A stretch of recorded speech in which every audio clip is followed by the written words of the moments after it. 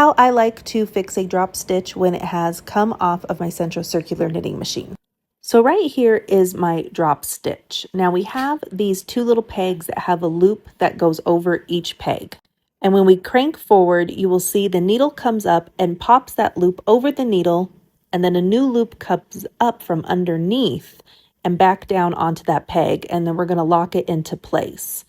So right now there's a piece of yarn that's hooked under this needle that's down that we need to get out before we can drop our stitches, or else we'll just continually drop stitches. So right when the needle with the drop stitch gets to the yarn holder, I'm going to stop and move the yarn around the needle so just that one needle does not catch any more yarn. Now we're going to crank one time around until that needle with the drop stitch gets back onto the left side of the yarn holder. By removing that yarn from our one needle, now there's no yarn caught under the needle.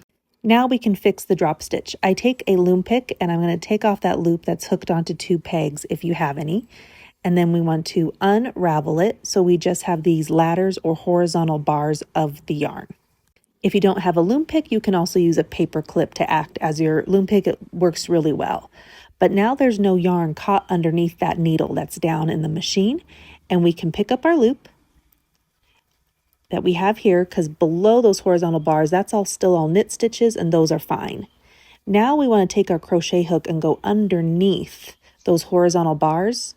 Put the loop on our crochet hook, put the bar over the loop, and put the loop over the bar. Now the bar is our new loop hooked onto the crochet hook. Put the bar over the loop, take the loop and put it over the bar and crochet hook. And you're going to do this all the way up till you get back to the top of your machine. Now you want to make sure you take each of those ladders or horizontal yarn bars in order so you don't get a twist or weird looking stitch in your knit stitches.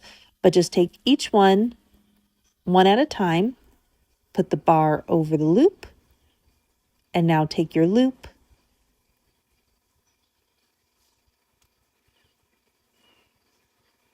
and go up and over the bar and your crochet hook. That bar is now your new loop. And this is making that knit stitch.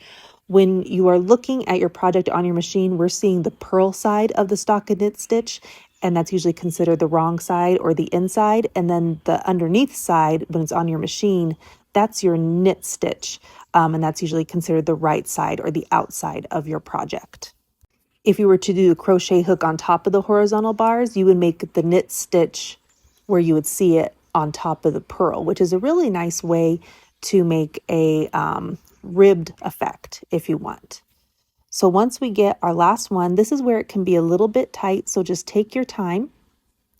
And sometimes a loom pick can come in handy to help you out if you don't have nails to grab onto that loop. And so just be patient getting that last bar over the loop. Now your last loop here you have on your crochet hook, we're going to hook that back onto the two small pegs on our machine. And then you just want to make sure the fabric is hooked under those two big pegs as well. And this is where a loom pick or a paper clip can come into handy to help you get it back onto those two little pegs. Now the loop is back on those two little pegs. Continue to hold down that loop so that loop doesn't pop off your machine as you start to crank forward. You can use your finger or your loom pick here or your paper clip, but hold it down because that needle's going to come up.